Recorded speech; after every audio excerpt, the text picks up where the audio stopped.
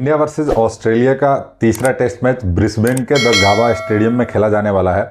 ये वही गाबा है जहां 28 साल बाद हमने लास्ट सीरीज में ऑस्ट्रेलिया को हराया था। चौथी इनिंग में 325 रन चेस करते हुए हराया था। तो ये हमारा जो तीसरा टेस्ट मैच है वो कल सुबह 5 बजे से शुरू होने जा रहा है। तो आओ हम एक बार इसके ऊपर बात कर लेते हैं।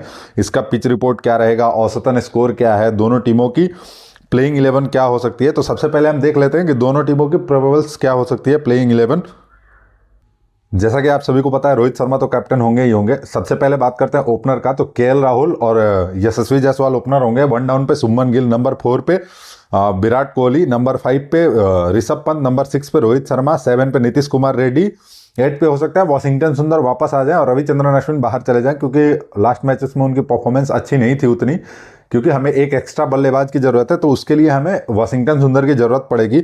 उसके बाद जसप्रीत बुमराह बॉलिंग में, और हो सकता है कि जसप्रीत बुमराह के साथ आकाशदीप भी आ जाए। हर्षित राणा बाहर जा सकते हैं, या हर्षित राणा आकाशदीप साथ में रह सकते हैं, और हो सकता है कि डीएसपी सिराज को बाहर बैठना पड़ सकता है। तो 2 चेंजेस नज़र आ रहे हैं, एक तो मोहम्मद सिराज और दूसरा रविचंद्रन अश्विन का। और रही बात ऑस्ट्रेलिया की, तो ऑस्ट्रेलिया में जॉस हेजलवुड की वापसी होती हुई नजर आ रही है। दूसरे टेस्ट मैचेस में वो चोटिल थे, इसलिए वो दूसरा टेस्ट मैच मिस कर गए थे, लेकिन वो तीसरे टेस्ट मैच में डेफिनेटली वो अपनी टीम के लिए खेलेंगे। ये जो पिच है, ये जो ग्राउंड है, ये फास्ट बॉलरों के लिए काफ़ी शानदार है, और फास्ट बॉलरों को काफ़ी मज़ा आएगा गेंदबाजी करने में। तेज गेंदबाजों को इसमें मदद मिलेगी, जो कि बाउंस गेंदें जो होती है वो दुधारी तलवार साबित हो सकती है तेज गेंदबाजों के लिए।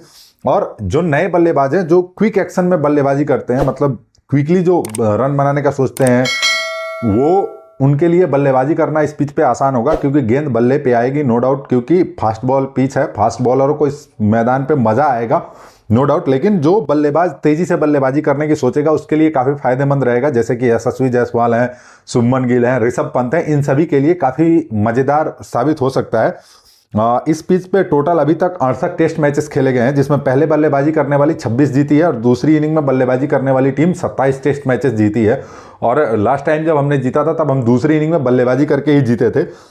यहाँ पे फर्स्ट इनिंग का एवरेज स्कोर है 327 रन, सेकेंड इनिंग का 317, थर्ड इनिंग का 238 और फोर्थ इनिंग का 161। तो कोई भी टीम पहले टॉस जीत करके बल्लेबाजी करना चाहेगी, लेकिन हमने लास्ट टाइम 325 रन का टारगेट इस ग्राउंड पे चेज करके ये बता दिया था कि गाबा में हम कुछ भी कर सकते हैं, और गाबा का घमंड तोड़ा था ऑस्ट्रेलिया का, जो कि जरूरी भी था उस टाइम पे।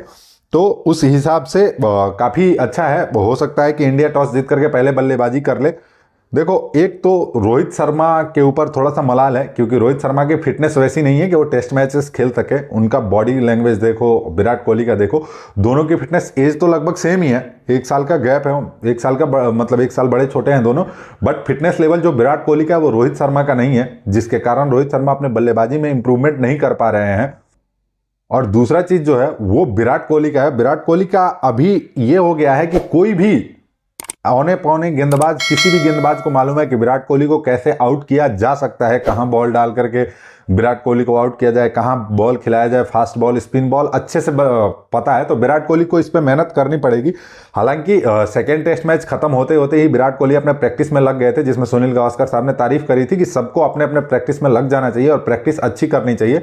क्योंकि हमारा जो समीकरण है, एक बार मैं आप सभी को WTC का समीकरण बता देता हूं कैसा समीकरण रहेगा।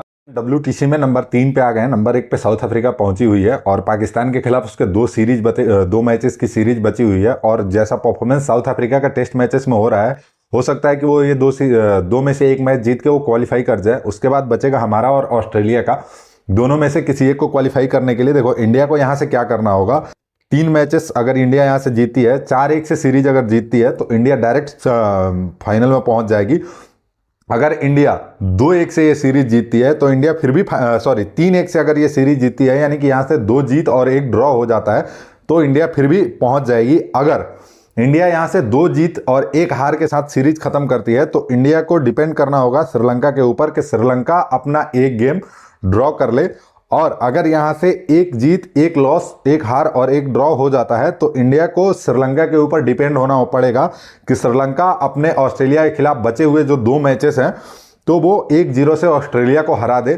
क्योंकि देखो, श्रीलंका अच्छे फॉर्म में, अपने घर में आए हुए सभी टीमों को हरा रही है। न्यूजीलैंड को क्लीन स्वीप कर दिया था, तो हो सकता है कि श्रीलंका उलटफेर कर जाए, क्योंकि सन्नत जयसूर्या की कोचिंग में काफ़ी अच्छा परफॉर्मेंस कर रही है श्रीलंका। इस चीज़ का नो डाउट है कि श्रीलंका अच्छा परफॉर्मेंस देगी और टफ टाइम दे सकती है अपने घर में, क्योंकि श्रीलंका वनडे सीरीज में भी इंडिया को 3-0 से क्लीन स्वीप कर चुकी है और न्यूजीलैंड को भी टेस्ट में 2-0 से हरा करके भेजा था। तो हो सकता है कि श्रीलंका बेहतर परफॉर्मेंस करे। तो ये मेक श्योर करना पड़ेगा, अगर हम यहाँ से बचे हुए 3 मैचेस अपने नहीं जीत रहे हैं तो कम से कम 2 जीतें और 1 ड्रॉ कराएं। अगर 2 जीत और 1 ड्रॉ नहीं कराते हैं तो भी हमें मेक श्योर करना पड़ेगा कि अगर हमारा कोई भी मैच, अगर मान लो 2 मैचेस जैसे अगर हम हार जाते हैं तो श्रीलंका या तो 1 ड्रॉ करा ले या 1-0 से ये सीरीज जीत जाए।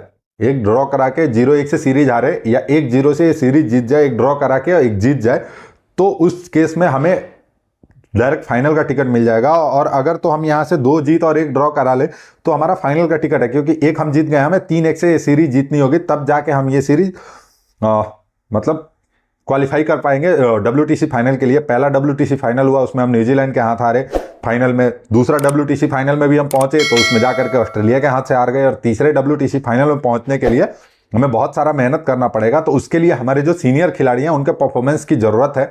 जैसा पिछले मैच में आप सभी ने देखा हो, विराट कोहली दोनों इनिंग्स में कुछ नहीं कर पाए, रोहित शर्मा अगेन दोनों इनिंग्स में कुछ नहीं कर पाए, नीतीश कुमार रेड्डी ने अपना जबरदस्त परफॉर्मेंस दिया था। नीतीश कुमार रेड्डी एक नया लड़का जो मतलब अनएक्सपेक्टेड था कि इतना अच्छा परफॉर्मेंस दे सकता है, वो लड़का परफॉर्मेंस दिया।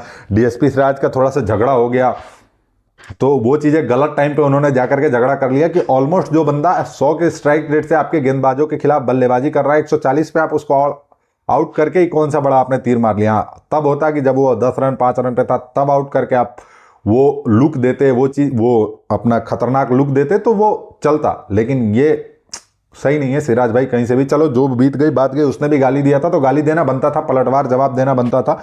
बीत गई बात गई, आप लोग फिर से रिवाइव करके एक अच्छा सा मतलब तगड़ा परफॉर्मेंस दीजिए। तगड़े परफॉर्मेंस की जरूरत है हमें, तभी जाके हमारी WTC की फाइनल खेलने का सपना हमारा पूरा हो पाएगा। तो दोस्तों आई होप वीडियो अच्छा लगा हो, वीडियो अच्छा लगा तो वीडियो को लाइक कीजिए, चैनल को सब्सक्राइब कीजिए, और कल सुबह मिलते हैं। कल सुबह बहुत जल्द मैच शुरू होने वाला है, सुबह 5:30 बजे से ही मैच शुरू होने वाला है, तो उसके ऊपर हम कोशिश करेंगे। अभी मैं घर पे हूँ इसलिए डेली बेसिस पे वीडियो नहीं बना पा रहा हूँ, क्योंकि टाइम नहीं मिलता है, कभी इधर जाना उधर जाना, शादियों का सेशन चल रहा है, उसमें थोड़ा बहुत इधर उधर हो जाता है। खैर कोशिश करेंगे कल से वीडियो टाइम पे लेकर के आने की। तो मिलते हैं नेक्स्ट वीडियो में, तब तक के लिए जय हिंद दोस्तों।